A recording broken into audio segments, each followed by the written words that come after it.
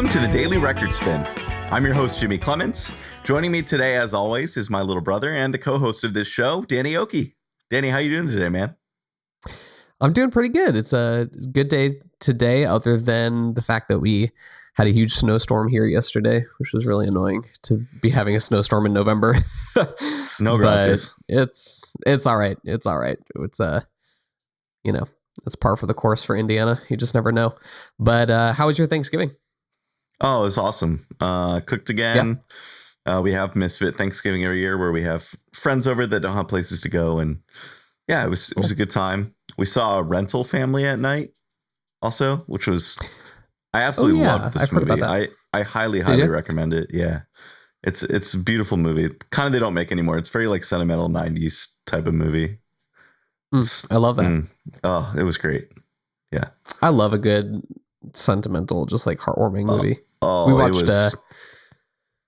watched The Holiday last night. Oh, I love The Holiday. Oh God, that movie is so good. It makes me cry every time.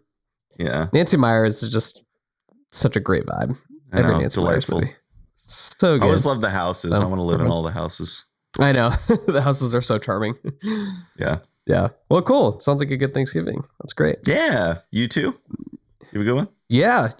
A pretty easy one this year. Got to stay in our neck of the woods for the day of, and then went up to visit our mom that night, and we binged Stranger Things over the weekend. So that was pretty amazing.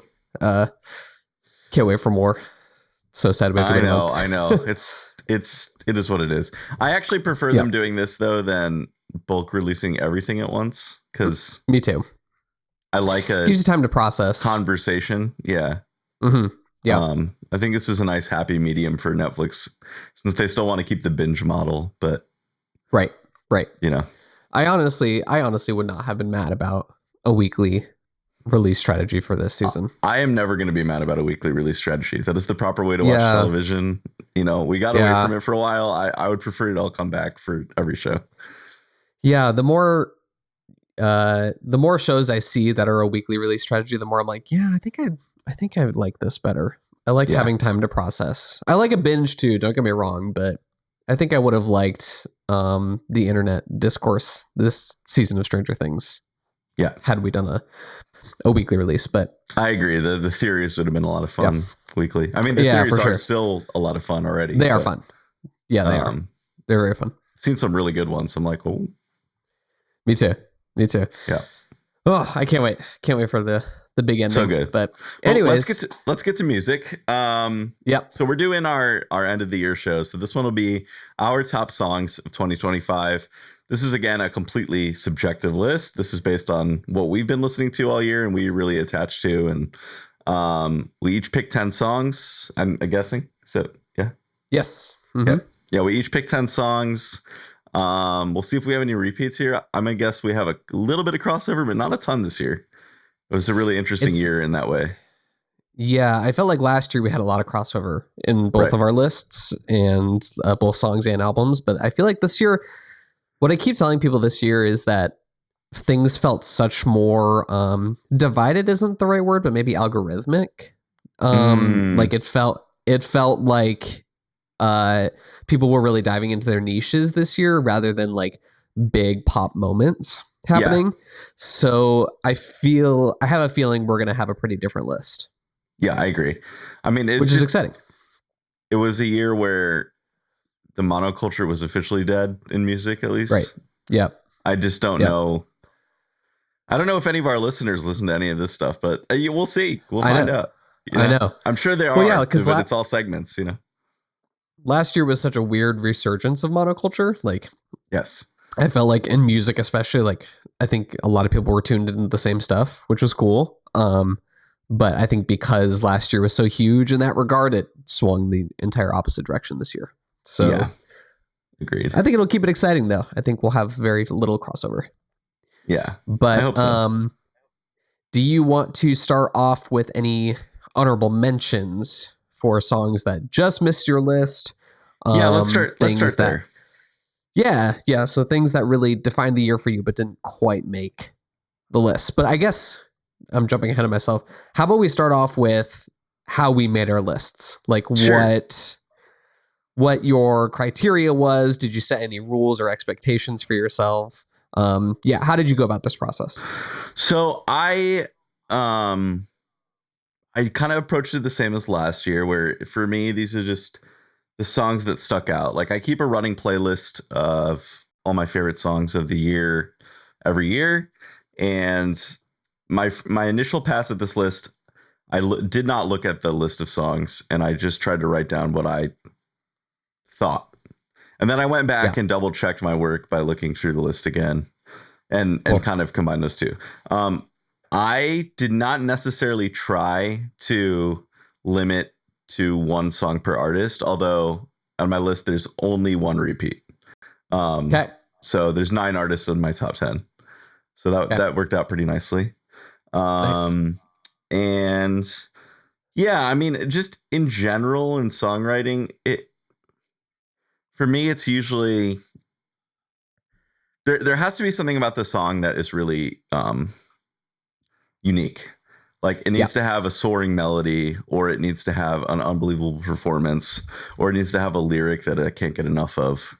It's got to be something in there that I just like really, really respond to at a core emotional level for it to make my top 10, because there were a lot of good songs this year, but definitely these that I kept, I really respond to in a visceral way. I think ultimately that's like my guiding light criteria wise. Cool. What about you? Cool. So I toyed around last year when we were making our lists with keeping it one song per artist. I didn't end up doing that just because last year I felt so passionately about so many songs. Yeah. I remember I had like 3 Billie Eilish songs on my list last year. This year I set firm for myself to do one song per artist. So I have 10 songs, 10 different artists. The other thing is I feel like I took this list a little less seriously this year. And what I mean by that is like, I think this is not necessarily representative of like the 10 songs I love the absolute most, but 10 songs that I just really wanted to talk about. 10 songs that really felt like moments to me. Certain snapshots of the year, or they made some sort of big cultural impact that really affected me. So I had a little bit more fun with it, I guess I should say. I had a little bit more fun with this list than I do like my albums list, which I take very seriously. Yeah. The last thing is I wanted to include songs from artists that did not make my albums list. So I have, obviously, there are several on here that are included in my albums list, but there are a handful amongst these 10 that are from artists or from albums that didn't necessarily capture me full picture wise, but individually felt really strong. So that's kind of how I went about this. I wanted to make sure we got to talk about as many artists and as many moments as possible at the end of the year here. So, yeah, I did my best to try to keep it different from the albums list, but ultimately, it's probably about half crossover, but that's okay. That's how it is for me too.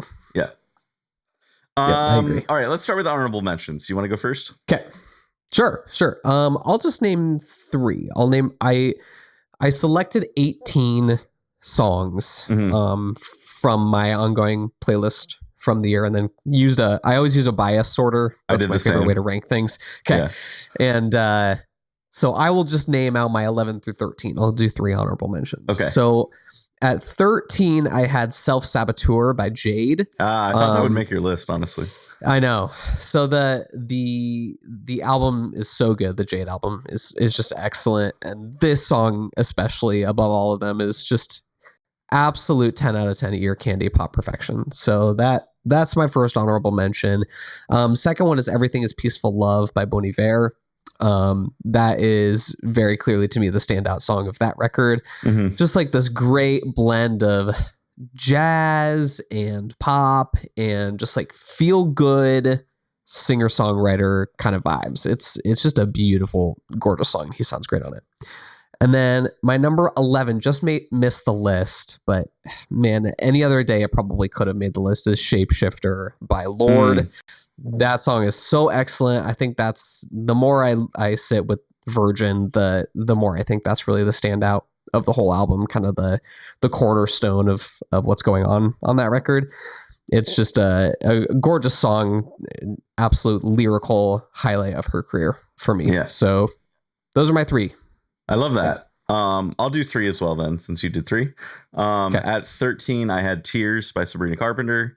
I Nice. ultimately love the music video more than the song, which is why it got left off. Yeah. Sure. But I did watch the music video countless times this year. So Nice. there's that. At 12, I had Home Sweet Home by The Favors. This is the closing track on the Favors album. It's a lot of fun. It's a great song. Just missed the list, but that's okay. Yep. And at 11, and the one I just switched out this morning, I had The Subway by Chapel Roan. So this was the first off of my list, but a great song and one that's not maybe right for every moment, but when you really want sort of like a melancholy, wistful thing, it's really great for that. So that song has grown on me quite a bit. I was pretty lukewarm on it when it first came out. It's definitely a grower. The first couple times I heard it, I was like, this is fine, but it really has a timeless quality to it that keeps me coming back. It does. Yeah. Yeah, it really does. I actually felt the same way about The Giver too. That was also a grower for me. Yeah, I agree. All right, let's get into our top 10s. So, cool. Danny, do you want to go ahead and start with your first one? Yeah, sure. I will start with my number 10. This is probably the one that I was most excited to include on my list. It ultimately had to sit at number 10 because there's just several songs I like more, but I love what this song is doing and what it did culturally. So this is a song by Lily Allen titled Pussy Palace. Yeah. From her record West End Girl, which is a record that I really liked, but ultimately did not love musically. I think when you're looking at this song versus the whole album, this is really the moment to me rather than the whole record.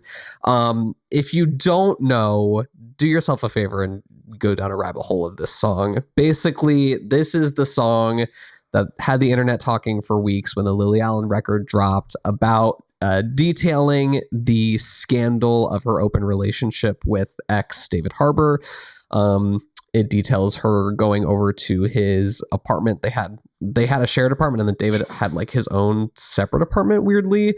And she went over there and found out that it was basically a place where he would take all of these women and perform many different sexual acts with them.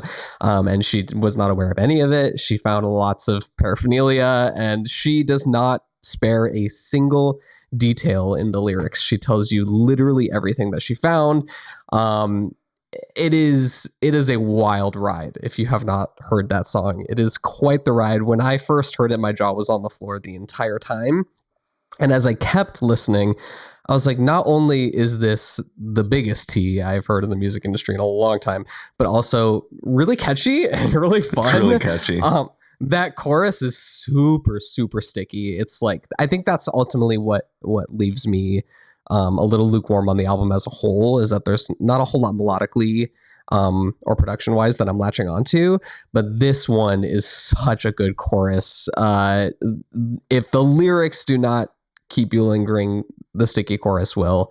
And yeah, I really just wanted to include this one. I don't know that this is one that I will be like playing on a loop years to come. There are probably songs on here that I will play more, but this was just such a moment, such a fun internet discourse week when this dropped. I had to include it on here. Just had to. I love this. When we were watching Stranger Things, every time David Harbour came on screen, Sarah would like start singing the song. I know, it really ruined that for me. Every it's okay. Time I'm learning to separate Hopper from the person, so yeah, you gotta. I have to. You have to, otherwise it'll ruin the whole experience for you. Yeah, I love this pick, especially for those who have not heard the song. You got to go check it out because it's. You have the first time I heard it, I was like, what? It is shocking. It is shocking. Yeah. She's just one of those artists that just does not care. No. I mean, she's like, whatever, this is exactly how it went down, so I'm going to write it all into a song and release it to the world. And I'm like, okay. She released a song earlier in her career just completely trolling her brother who played, oh gosh, he goes by Reek later, but on Game of Thrones. The Iron Islands guy. Gosh, brothers on Game of Thrones? Yeah, Alfie Allen. What Oh, what is oh, what what's is that guy's his name? character's name? Theon Greyjoy. Yeah. Theon. Yep. I didn't realize they were siblings. Okay. Yeah, yeah. And she released a song early in her career, just Interesting. like absolutely roasting him for being a lazy fuck. So, Well, there you go. Not to mention an she has entire never song cared. called "Fuck You" aimed at the president of the United States. Yeah, So yeah. can't forget that one either. Fuck you very, very Yeah, much. she does not care. Yeah. Yeah, and Also, I kind of Madeline, love that. great. It's another one Yep, from this album. That's great song. Yeah, a it's one of those albums that it kind of feels invasive to listen to. Like I feel yes, like it I'm like does. I shouldn't be here. Yeah, And Pussy Palace is like the hallmark of that, but also like it's like a car crash. You just can't look away. yeah. So It's a bit like I shouldn't be here. Slowly pulls out popcorn and it's just like yeah, exactly. chomping away But in the corner. I'm gonna stay. Yeah. Yeah, Yeah, it's tea you can't not know once you're introduced to it. So exactly, yeah. exactly. So yeah, that's my number 10 pick. Love it. Okay, so my number 10 was going to be The Subway, but I flipped it last second for Okay. Thirst Trap by Audrey Hobart. This is my Oh, Audrey okay. Hobart pick for song. This is the one I played the most probably on its own, although I will say I just listened to this album all the way through constantly. So this song, though, it really kind of gets to the core of what I like about this album, which is like if you've ever been like felt a little bit ugly and a little bit left out and trying to navigate like LA in your 20s, like it's very much an album for that. And this song is about just like wanting to impress a guy and feeling like you're not enough. And I just like it. It's very catchy. It's fun. It uses a lot of her lyrical brilliance of just packing 100 words into a single line. But it's really fun and it's catchy and I came back to it a lot. It's got a fun music video too. Yeah, I just really like this. I just want to shout out this artist as much as I can because it was a big surprise for me this year finding her. And so yeah, this was my pick for Audrey on here. The Thirst Trap music video pops up on my Twitter quite a bit. Oh, nice. For some reason, a lot of people have been talking about that. But yeah, she really had a huge breakthrough moment this year. A lot of people responded super well to this record. So yeah, I'm glad that you included that because I think that was one of the big underdog stories of the year this year. Definitely. I mean, I would not have heard of her if it wasn't for Phineas posting about her on social media. So yeah, right. I completely would have missed it otherwise. So yeah, shout out. And obviously she's been a huge hand in the Gracie Abrams machine. Yes. But many people feel like Audrey Hobart does it better. So me among them. I don't. Yeah, you agree. All right. Yeah. I wasn't huge on the Audrey Hobart record. I do think Thirst Trap is pretty fun though, and the video is really funny. Yeah, it is. Yeah, it's a good time. Cool. I love it. Good pick. Okay, all right, we ready for number 9? Yeah. All right. Number 9 is I picked one of my very early favorites of the year. I remember hearing this. I don't exactly remember which month it came out, but I think it was Q1. And has stuck with me since, and that is Wash by John Bellion. Ah, okay. Okay, yeah. Yeah. So I'll be very frank. I did not like the John Bellion album me neither. At all. A lot of it left me feeling very lukewarm, but Wash has continued to blow me away. The feeling that this song elicits in me is, I don't even really know how to describe it. It's just like this feeling of calm, feeling of ease. It's very, what's the word I'm looking for? The imagery is really visceral. Like it kind of just takes me to a different place. And maybe that's just because I watched the music video, but if you go and watch the music video of Wash, it looks exactly how the song feels, which I really love when you're able to capture that kind of synergy. Nice. The melody on this is insane. The way the lyrics line up in the chorus melody is like kind of weird. Like it doesn't quite fit. There's like too many words for the amount of notes. So it's a little bit jarring, but also just kind of feels like waves. Like that's kind of the whole point of it, is like these waves crashing. The melody and the way the words line up makes it feel like that. Like you're on this like New England kind of cold beach or like Ireland or something like that. And the waves are just crashing over the cliffs. Like that's what it sounds like. It's utterly gorgeous. He sounds amazing on it. His voice just gets better and better every single day. I wish the rest of the album sounded like this, because this one just has really, really, really stuck with me. I think this is maybe my favorite John Bellion song that I've ever Nice. heard. I love that. It's so beautiful to me. So definitely check that one out. I feel like I haven't talked about it a whole lot on the pod this year, so I'm glad I got to shout it out now. Yeah, I remember early in the year you talking about it a lot. Yeah, that's really cool. I'm glad that one stuck with you. Yeah, it's one of those that fell off my Spotify algorithm. Like when I would press shuffle or do all of the playlists that they make for me, it kind of had fallen off, so I almost forgot about it. Yeah. Until I went back through my ongoing list throughout the year, and I was like, oh my god, I haven't heard this one in a while, but it is that girl. Nice. Love that song. Yep. That's my number 9. Okay, so for my number 9, I picked an artist whose album I didn't really like, but this song rocks. Okay. And that is Shy by Renee Rapp. Not a big Bite Me fan in general, but this I hope this song is a maybe not blueprint, but a guiding light in her future musical projects, because I think Shy really gets to the core of why she's really great. And that is it has sort of cheeky lyrics. It lets her sing, and it's also like a fun pop rock song. And I think those three, if you combine those three things into the right formula, I think it can work for her. And I'm really hoping this kind of becomes like, a pillar of what she does in the future. I still want her to lean more into R&B. I know she's hesitant to do that for cultural appropriation reasons. I get that. Right. But yeah, Shy, just a wonderful song, really fun. Saw her perform this one on Kimmel or Fallon. I can't remember which one. And she kills it. She seems to really enjoy performing this song, but this was definitely one that was on repeat a lot for me this year. It's got a great verse, a great chorus, and a really fun bridge. And, I love a song that has multiple sections that are all fun to listen to. Yeah. A song with multiple hooks. Always. Yeah, exactly. I agree with this pick. I was not a huge fan of Bite Me either. I feel like her biggest asset is her voice. Yes. I mean, she's a vocalist, and we don't have a whole lot of those right now. Yeah. And I felt like Bite Me really underutilized her voice as a whole. But this song, you're right, really let her showcase her instrument. Had a lot of really sticky melodies, like you said. And I think the 2000s pop rock stuff, the Kelly Clarkson, the JoJo. Yeah. I think that's her lane. And I think she's finding that the more music she releases. And I hope whatever this next album will sound a lot more like this. Yeah, for sure. So yeah, it was just a lot of fun. I listened to it a lot this year. So cool. Love it. That's a fun one.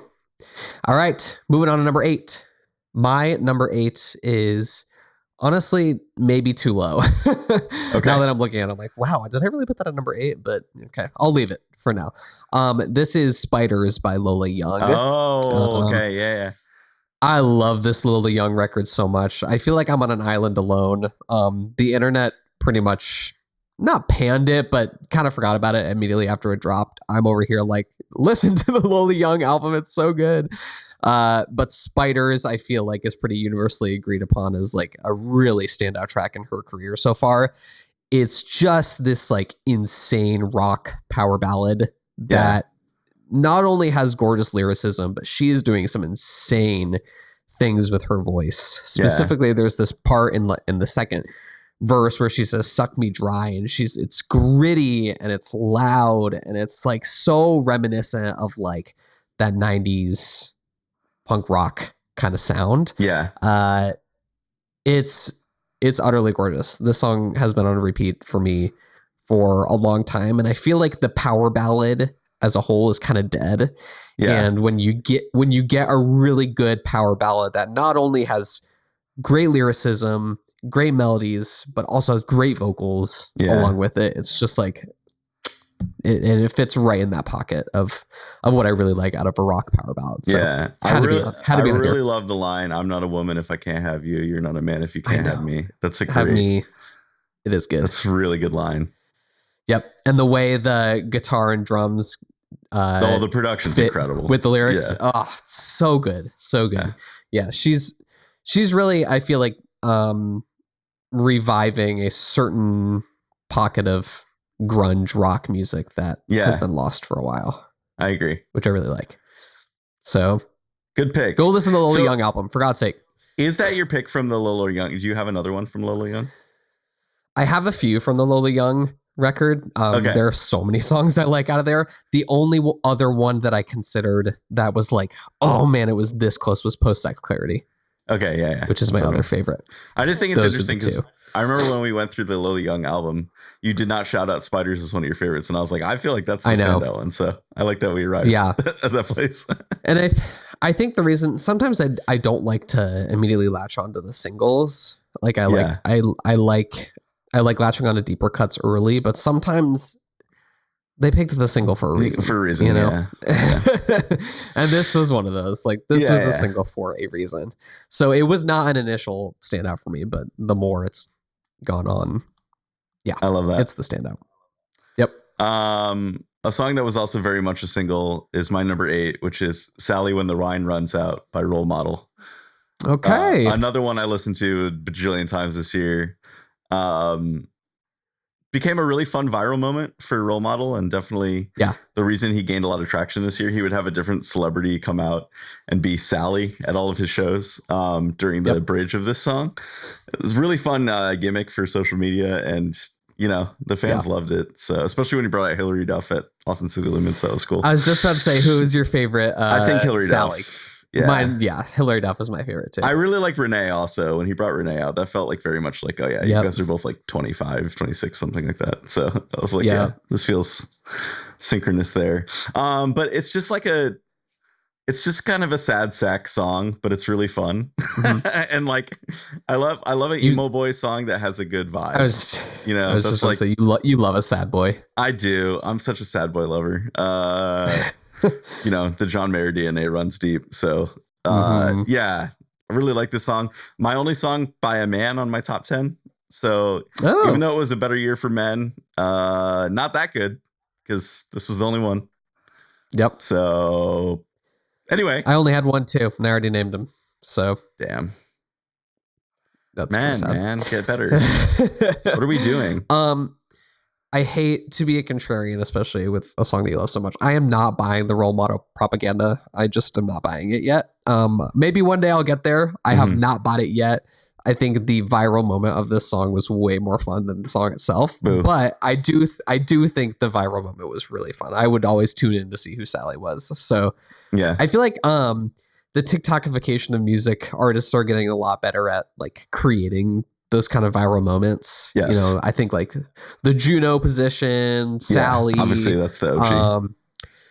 Taylor surprise song. For Beyonce, it was the Mute Challenge. For the Renaissance tour, like people are getting really good at doing that kind of stuff, and I do think it's really fun and increases the longevity of an album era, which I think is really good. I fully agree. More and more people are figuring out how. I just think you have to have something a little bit special at every show to make people tune into that show. And also it's good for your fans because all these arena tours are kind of like preset set lists now. And so having a moment of variety night to night is important. It is important. That's really important. Yeah. All right. Very cool. All right. Are we on 7? 7. We are on 7. Okay. This was a little difficult for me, because this album has a lot of standouts. And I think this is ultimately the one that I return to the most. And maybe that's just Spotify's algorithm feeding it to me. But I love this song. It is super polarizing. It sounds really fucking weird. But this is Striptease by FKA Twigs from the album Eusexual. Obviously, one of the most critically acclaimed albums of the year. It's making a lot of people's year-end lists. The like actual publication year-end lists haven't come out yet, but I see tons of love for Eusexual all over social media, so that's really great. But Striptease, the way she sings on that song, I think there is a certain set of people who would find it very grating, and I think you're probably one of them. It's super weird the way she sings on this, but to me it is like so intriguing and like hauntingly beautiful. And the production on this song is some of the best production I heard all year. It sounds so expensive, so lush. The way the bass just rattles, especially when I'm spinning it on vinyl and I got my subwoofer going, like it knocks the whole house down. It is awesome. I just think it's like really everything I love about the Asexual album all in one. It's super weird. She's singing weird. The melody is great. The bass is booming. I'm dancing to it, but there's also like a lot of really like pockets that are so unique, and the structure of it is so not like a standard pop song at all. And I just love that kind of stuff. I love when my expectations are defied and I sit through a song and really don't know where it's going next. That's like my favorite thing. So yeah, I think this is my pick from Asexual, but there is a handful that I could have picked. I love that. I love that one stayed with you too. I know that was like your initial favorite of the year, and just it really stuck with me. I mean, that was what, January? I think the album came out January. So early. So it's almost a year old, and it stuck with me the whole year. I love that. Yep. Okay, my number 7 is also from an album I didn't really like. This song rules, and that is Lasso by Ali and AJ. Okay. This song really nails the balance of, I think, what they're going for musically, and in a way that I think a lot of their music does not. It is like a bluesy rock song, and it has those instrumentations, but the way, I mean, it's an incredible melody. It's incredible storytelling, but the way their voices really blend on this one is like, it takes me to church a little bit, and cool. It's a lot of fun. The chorus of "I'd get away with your heart and I'd make it look easy" that they repeat over and over again in the song is like really moving and powerful. And it's a long song. It's one of the last tracks on the album. So when I first listened to the album, I wasn't really responding to it. And then this sound came out and I was like, what in the world is this? And it's just stuck around all year for me. I really love it. I know it's on Sarah's top 10 as well. So nice. It's just a really, really wonderful song. One of their better songs, I think, of their career. So highly recommend you check this out. I think this is the first song we've discussed that I have not actually heard, because I never got around to listening to the Ali and AJ project. Okay. It was kind of dead on arrival for me. I just don't really like what they're doing recently, which is okay. It's just not for me. Yeah. So that's why I kind of just spared myself the kind of sad feeling of not liking it and never listened to it. But I will check out this one since it made your list. Yeah, it's really awesome. Sounds cool. Okay, cool. Love this song. I will go listen. Very nice. Very nice. Also, Lasso, I think, was supposed to be the name of Lana Del Rey's next album. She was supposed to do like a country thing, but classic Lana Del Rey announced an album and then never released it. She has done it like 60 times. So she loves to do that. It's okay. She's married to an alligator tour guide. Yes. Is that? She is. Yeah. That's interesting. Although I will say I did a swamp tour and got to hold a baby gator when we were in New Orleans recently. And that was a pretty peak experience. I'm not going to lie. Holding a baby gator is a wild experience. Its jaw was like shut, so they couldn't bite. Very like, I don't know. It's mesmerizing holding a reptile. They're so different than I don't think mammals. I don't think I would do that. That sounds very scary. It was fun. It was a lot of fun. They're really cute. Cool. They're very cute. Nice. Okay. So I get it, Lana. Yeah. All right. Well, anyways, number 6. Yeah, number 6. Okay. Number 6 is one of my favorite moments of the whole year. I shouted this out around summertime when we were doing our, is the song of the summer dead or whatever. This is Midnight Sun by Zara Larsson. I couldn't not include this. Like, this song is just it's exactly what summer feels like. It's exactly everything that I've been missing from a song of the summer in a while. We talked about it. She commented on our video on TikTok. That was a really cool moment. And I just think this is like such a very it's a very specific group of people who like the song, aka white gays. We're really like throwing it back to this song. And what? Sometimes you need to make music for the gays, and she really does. And it's like one of those club songs that doesn't sound too like Yeah, you it's know what I not mean? It's like C, but it's definitely a club bop. it's very melody forward. Her voice sounds great. It's got an incredible hook. And I think that the biggest standout of this is just how impressive she is vocally. She's someone that I've been apparently very underestimating vocally for a very long time. And Yeah. this is the first song she released that really did it for me. I actually did not respond super well to the album as a whole. There were a few other songs that kind of did it for me, but none of them rose to the level of Midnight Sun. I liked the album, but not love. Yeah. Yeah, I feel like that's kind of where I landed on it too. Liked, didn't love. So, but I love this song, and I loved the moment that it made for me over the summer. That's so cool. I saw a photo of her and Sabrina Carpenter sitting together in an award show in like 2018. I was like, y'all have been here for a while. Oh yeah, long time. She's been doing this a long time. It's so funny how it just takes that one moment to make them feel like a brand new artist. Like Zara Larsson has been around here forever, but she feels like a new artist to me because this is the first time she's really had at least what seems like a mainstream breakthrough. Again, everything's so algorithmic. Like obviously my feed was showing me a lot of Zara Larsson because I have a lot of gay content, you know what I mean? A lot of pop girlies on my feed, but I don't think the streaming numbers really reflected that. But to me, it felt like a big moment this year. Yeah. I love that. My number 6 pick is from an album that I think everyone recognizes as one of the moments of the year. And everyone on the internet is going to be like, huh, this is your pick? But my pick is Vanish Into You by Lady Gaga at number 6. So nice. I don't know why, but this song is the one that I think about from Mayhem. I don't, it's again, getting back to, I love a power ballad. This is a power ballad. Mm-hmm. It's a lot. It's beautiful. Like it's just really beautiful in such a it's not saccharine, but it's so sweet and it's touching. And there's just something about her voice on this song that is like intoxicating to me.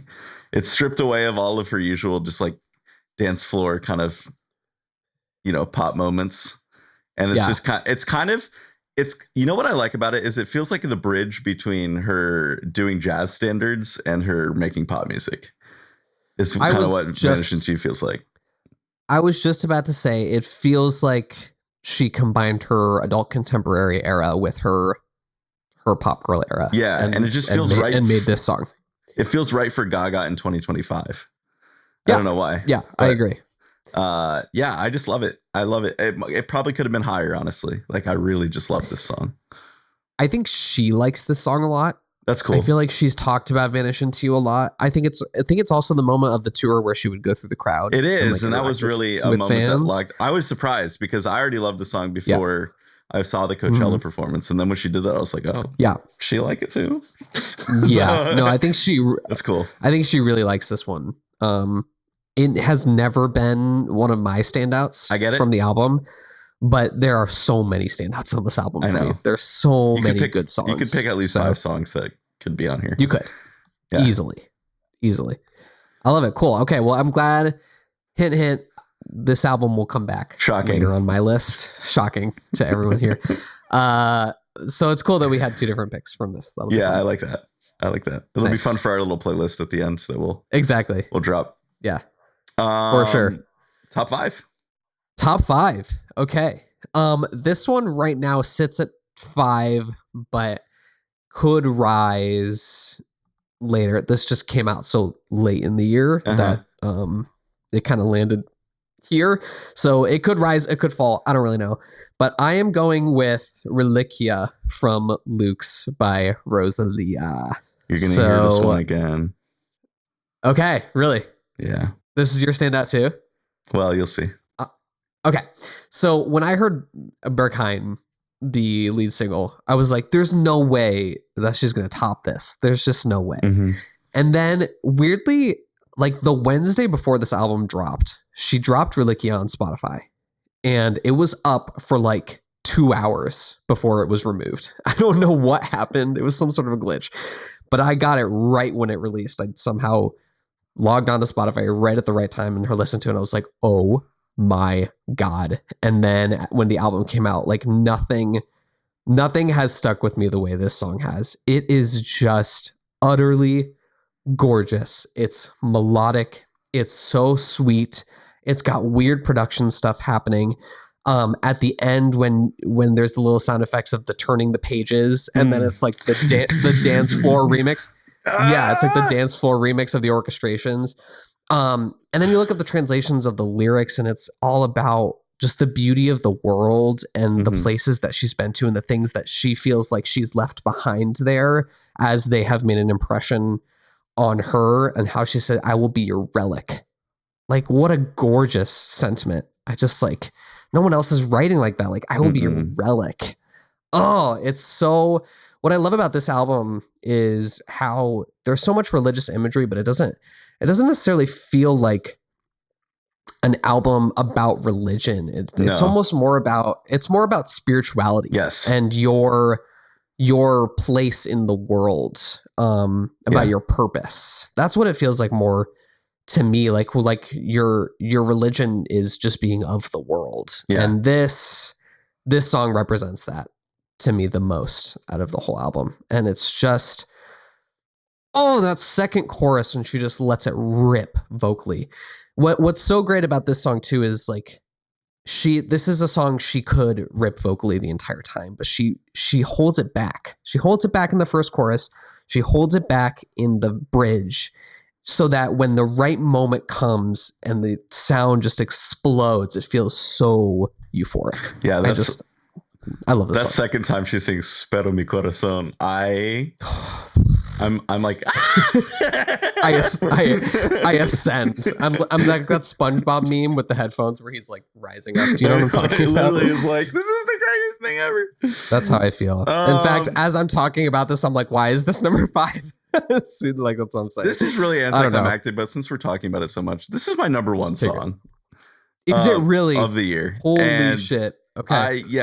You've said everything that I was going to say, which is just like, the incredible imagery of just like, she gives a part of herself away at all of these different cities that she's been to and throughout the world. And that she hopes that gift can be a relic for those people to hold on to. Oh my God, dude. Like, what so beautiful. Nobody's writing like this.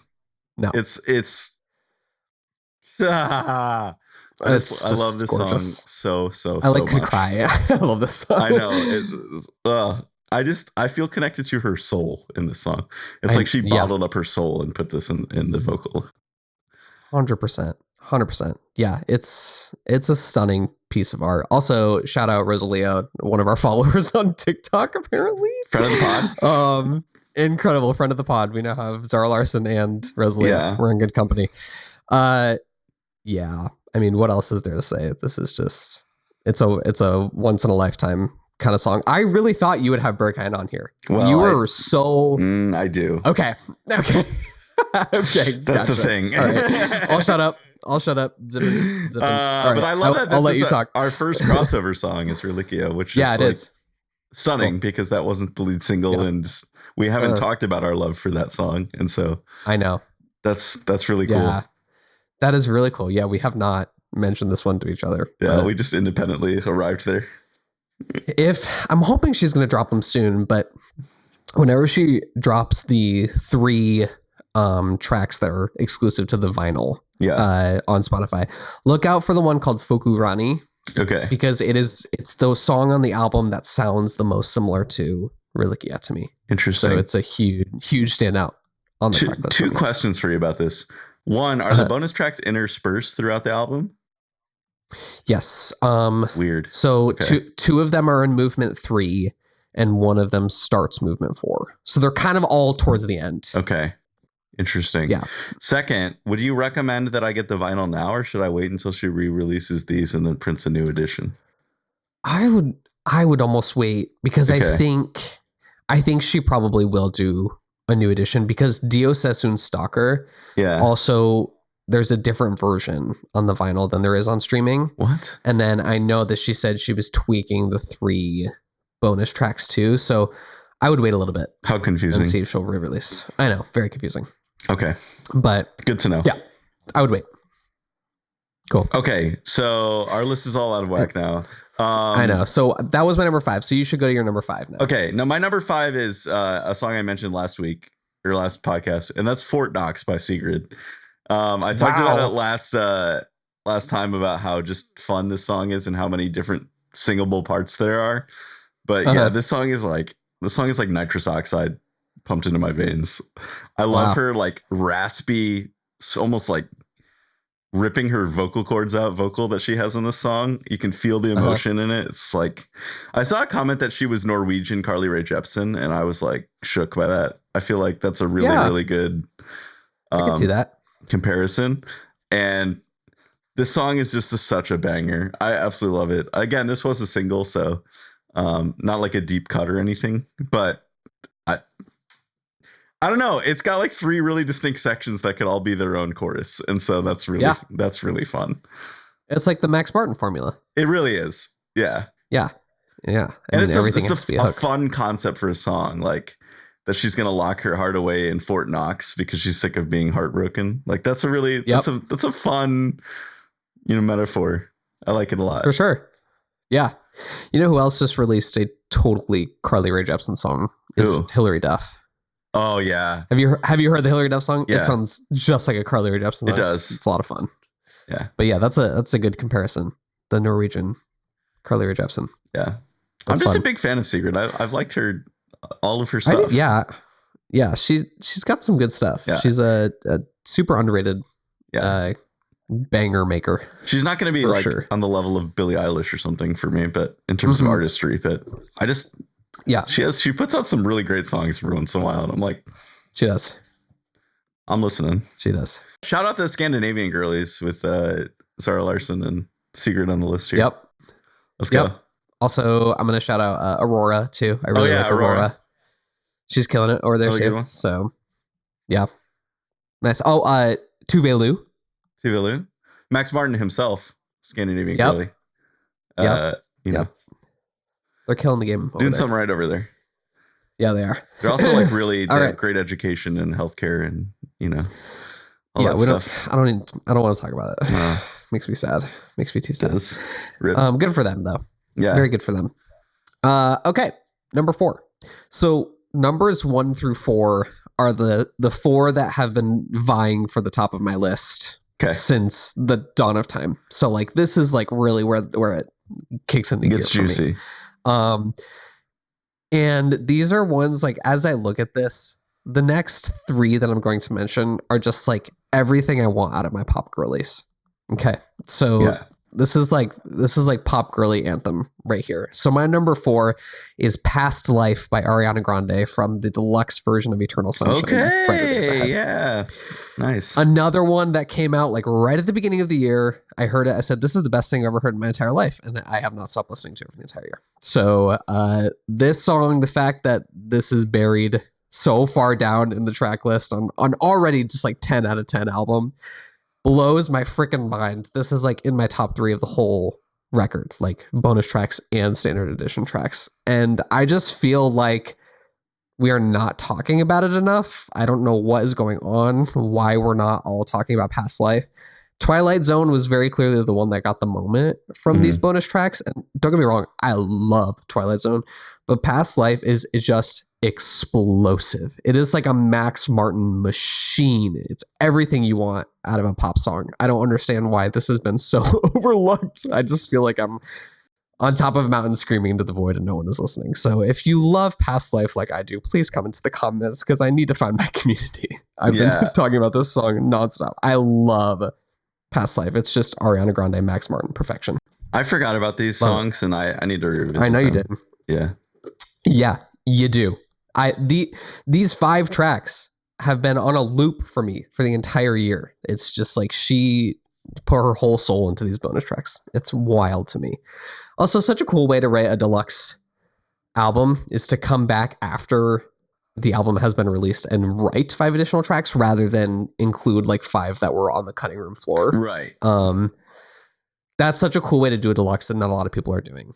And I think that should be more prevalent because there's a sense of like hindsight in these songs, like a lesson learned that isn't necessarily in the standard edition that I think is really juicy to get into. I love Past Life. It's incredible. That chorus is great. All right. Anyways, Your number 4. Okay, my number 4 might be in your top 4. This is True Believer by Miss Haley Williams, If You Nasty. Okay. Is it or no? Picked a different one.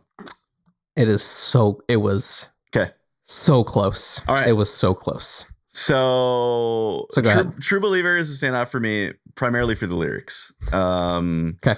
The lyrics are merciless and honest to a point that I'm just not really sure I've ever heard in pop music before. They are not just shocking, but also incredibly clever. And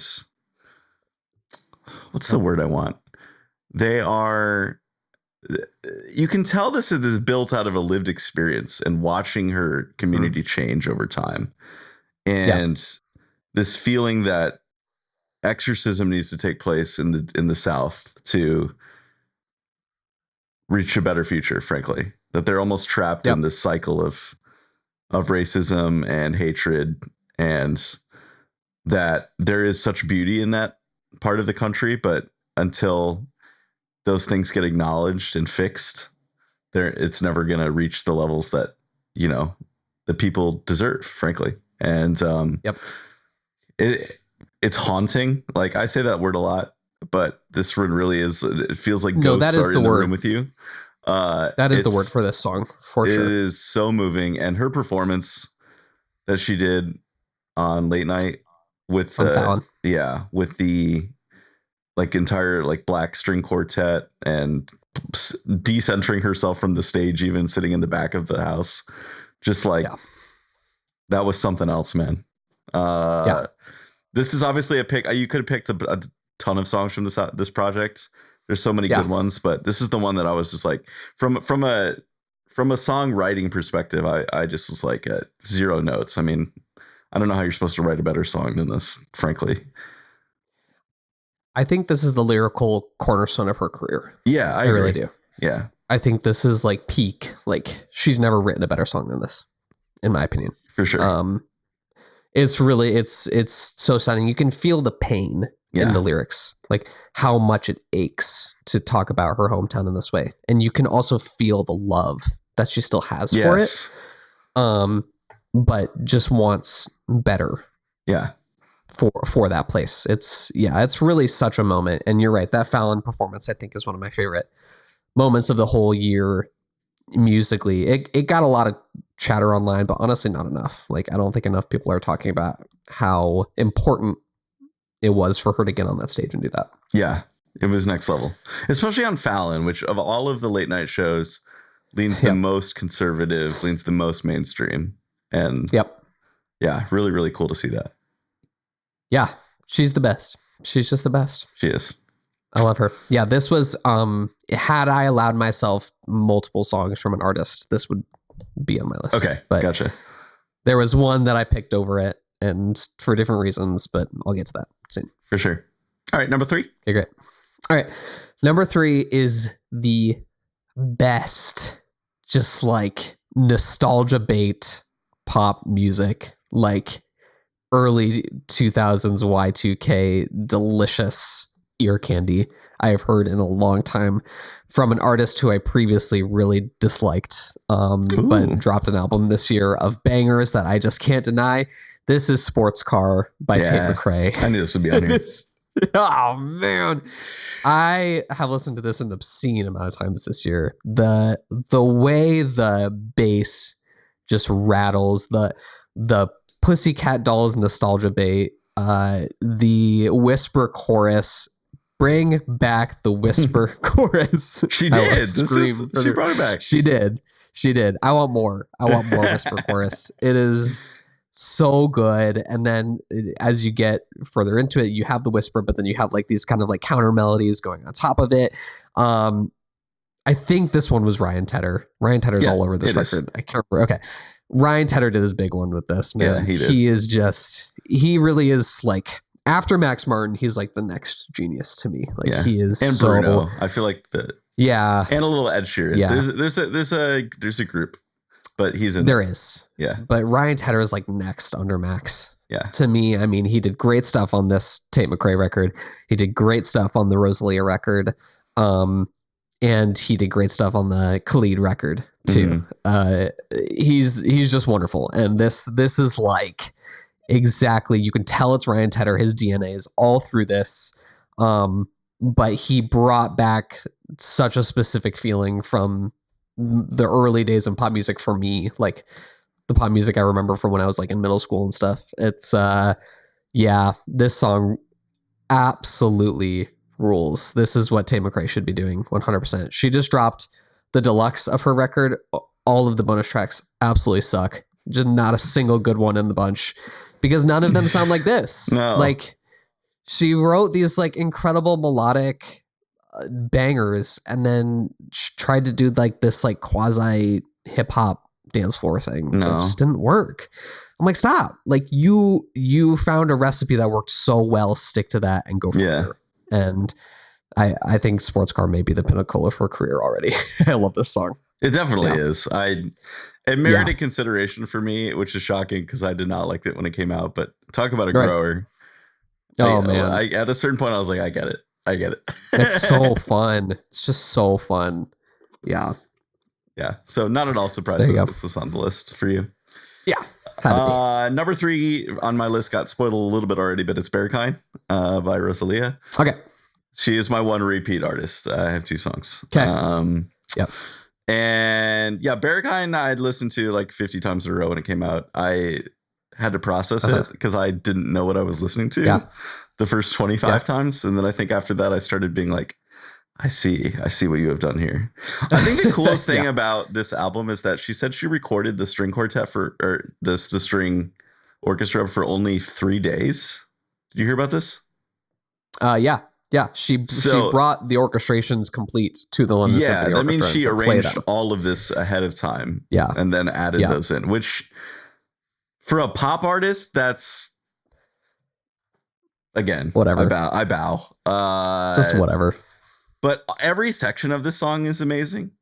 Her like operatic soaring soprano vocals at the beginning, that verse when she starts singing in Spanish and you get the string swells that are like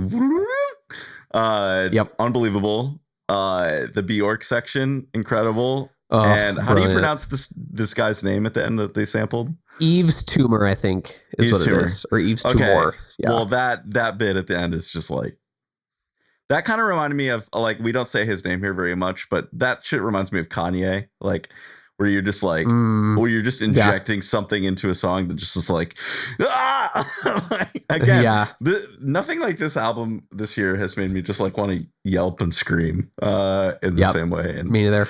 Oh boy, Berghain is nuts. Yeah. What a single. It's so crazy. This album is so good because I when Berghain first came out, I literally listened to it probably like 50 times. Yeah. And it's not even my second favorite.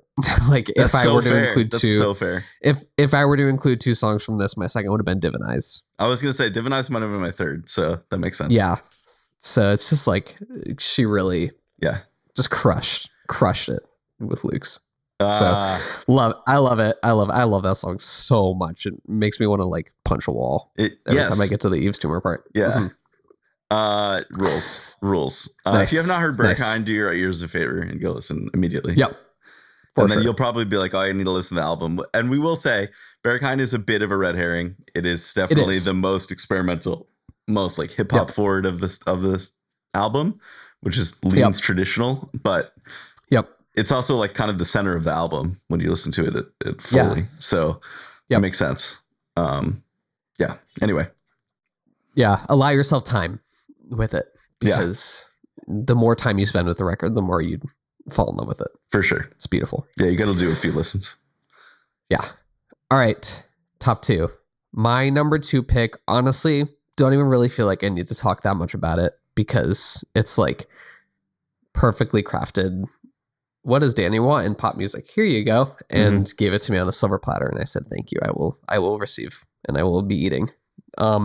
This is one of the best Lady Gaga songs of her entire career. Abracadabra is utter dance floor perfection. Gay? There is not a there. Yes. Well, yes.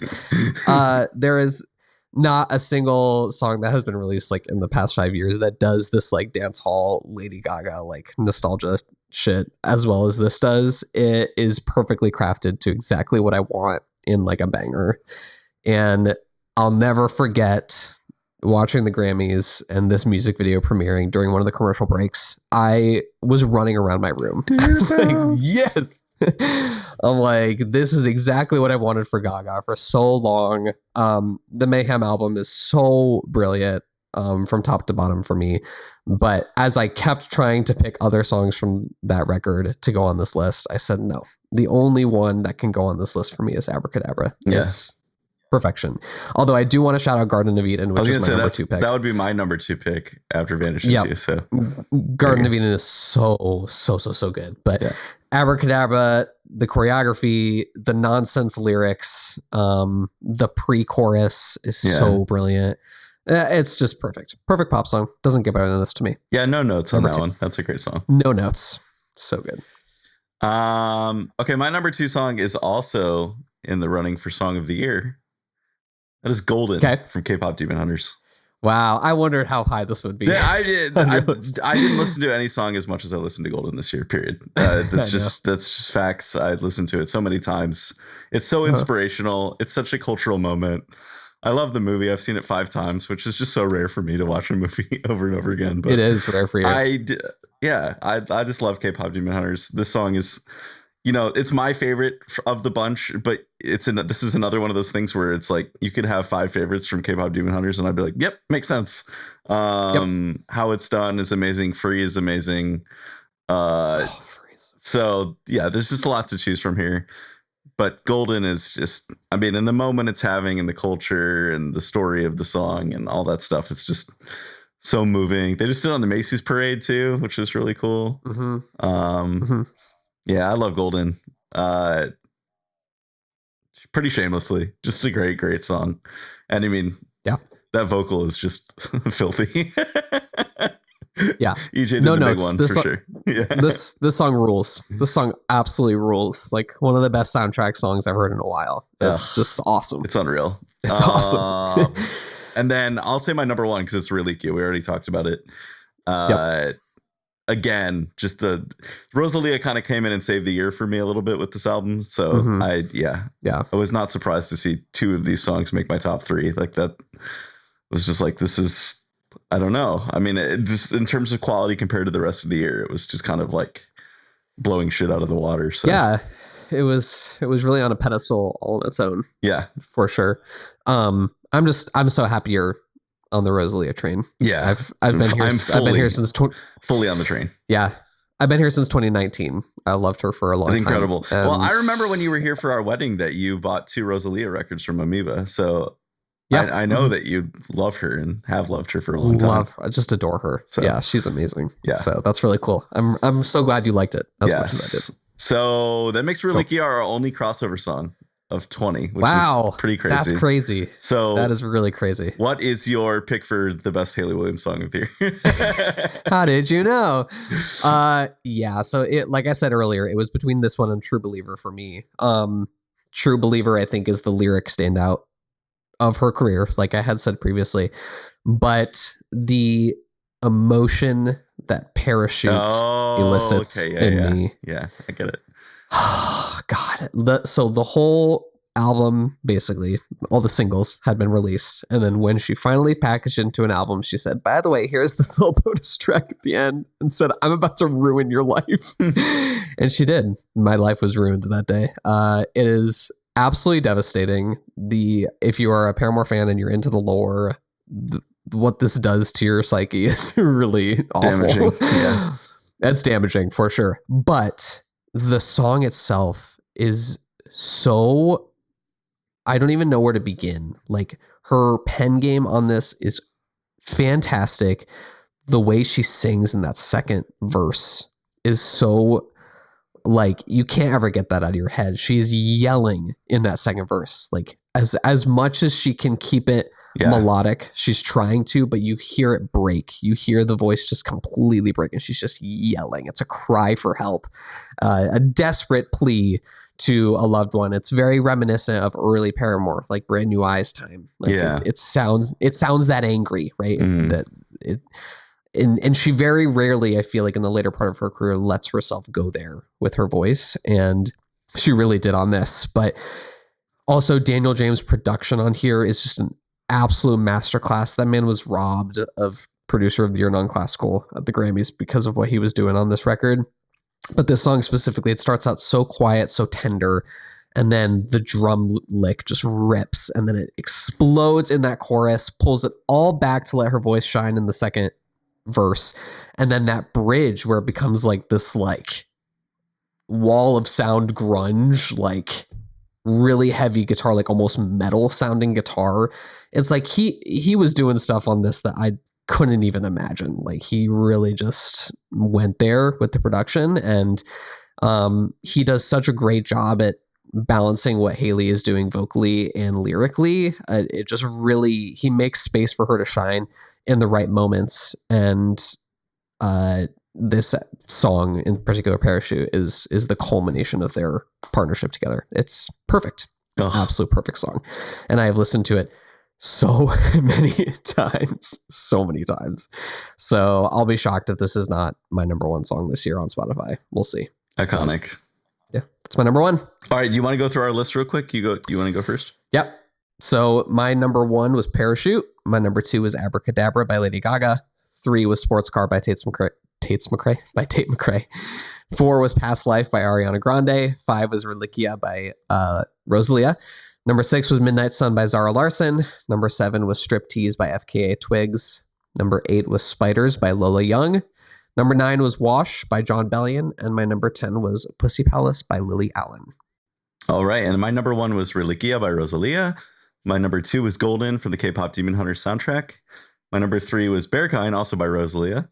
4 was True Believer by Hayley Williams. 5 was Fort Knox by Sigrid. 6 was Vanish Into You, Lady Gaga. 7, Lasso by Ali and AJ. 8, Sally When the Wine Runs Out by Role Model. And then 9 was Shy by Renee Rapp. And 10, Thirst Trap by Audrey Hobart. Love it. Yay! This is fun. So cool. I love it. So cool that we only had one crossover overlap. I love it. I feel like we hit a lot of like the big moments of the year, which I love. We did. Both left versions of stuff. I will say, I'll do 2 more honorable mentions. I left Potion off by Joe, and then If She Could See Me Now, but from Virgin was my 15. So close, but I could see it sneaking into my top 10 albums. I don't know yet. I have a really solid top 6, and I have no idea about the last 4. Okay. My list has been cemented for about a month now. Okay. So I'm feeling pretty good about mine. Nice. Yeah, I got some work to do in the next couple of weeks. I got to re-listen to some stuff. I have to check out some albums that I haven't heard yet that you really loved. So, but I'll get on it.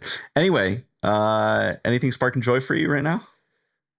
I mean, it's Stranger Things for me. Yeah, for sure. I am the number one Stranger Things apologist. I know that many people have critiques or the later part of this show. I have 0. I have never had a critique of this show. It's like perfectly crafted to what I love. So that one is sparking a lot of joy for me. I will not talk too much about it because I hate when people spoil stuff on the internet. With this show, it drives me crazy. So I will give you no spoilers, but just know that it's amazing so far. Season 5 is great. I will say, as someone that's had many critiques, the ending of the first volume made me excited. Like very excited. Like for one of the best moments of the whole show. Yeah. That ending was crazy. Other than that, what else is sparking joy for me? I think honestly, this is just my favorite time of year to be a music lover. I'm so excited. Like as soon as December 1st hits, the end of the year lists are going to start coming out from all the major publications. Yeah. That's always so fun. I love seeing those. I love watching the YouTubers all do their lists, and the TikTok music nerds do all of their lists. It's just like, every day just more content comes out that I just love to consume. I've also started working on my blog that I post every single year for my 10 albums. So yeah, I think that's about to be sparking a lot of joy for me. Cool. Yeah, I feel similarly, but with movies. I've definitely this is the time of year when I'm trying to watch as many as I can. So I actually watched 6 movies in the last 8 days, and I gave all of them at least a 4-star on Letterboxd. So it's been an incredible run. I saw. Cool. Okay, I'm gonna try and remember all these. Wicked for Good, Nouvelle Vague, which is a new Richard Linklater movie about the French New Wave that I loved. Guillermo del Toro's Frankenstein. I saw a Rental Family on Thanksgiving. I saw Zootopia 2, and which one am I missing? Missing one here that I watched at home, I believe. I can't remember right now, but also very good. So nice. Yeah, it's been a fun stretch of movies here. That's great. Tried to catch up with everything going on. Yeah, but cool. I forgot to mention Wicked for Good too. I had a lot of fun with that movie. I've seen it twice already. Me too. Wake Up Dead Man, which you're seeing tonight. That was the last one. Yes. Yeah. Okay, cool. I'm very excited to see that. So yeah, just a lot of fun at the movies. I'm still trying to see Hamnet and Sentimental Value, which are both predicted to be major contenders for Best Picture. They're both out right now. There's a wide variety. I want to see Eternity with Miles Teller and Elizabeth Olsen. Yeah, that looks good. Callum Turner, aka Mr. Dua Lipa. Our friend Taylor said it's one of like top 3 of the year for her, and it is a classic rom-com. So, if you want an excuse to go to the movies, I will be there. I mean, it has like a metaphysical twist, but it is a rom-com. Yeah. Cool. So, okay. But yeah, a lot of good stuff coming out. I still very excited. Frankenstein is on my list to get to. I really want to see that. I've heard good things. Cool. It's good. Also, not a horror movie. Some of his lean more horror, but Frankenstein's actually very not scary, which is one of the critiques I have of it. But it's approachable, I think, for most people. Okay. Yeah. Cool. I love it. So, all right. Well, we will post our list of our favorite songs as a playlist that you can listen to along with this episode. And please follow us on social media, like and subscribe on YouTube. Give us a rating on Spotify. We are on TikTok at The Daily Record Spin, right? And then on Instagram as The Daily Record Spin _podcast. Yep. We're also at Gmail, The Daily Record Spin @gmail.com. So if you want to send us an email, our next episode will be our favorite albums of 2025. Do you want to say anything else before we wrap up? No, I think that's about it. Just get in touch with us. Let us know what you think of today's episode and what you think your favorite songs of the year were, and get ready for our final episode of the year. I'm very excited. And we will see you next time on The Daily Record Spin.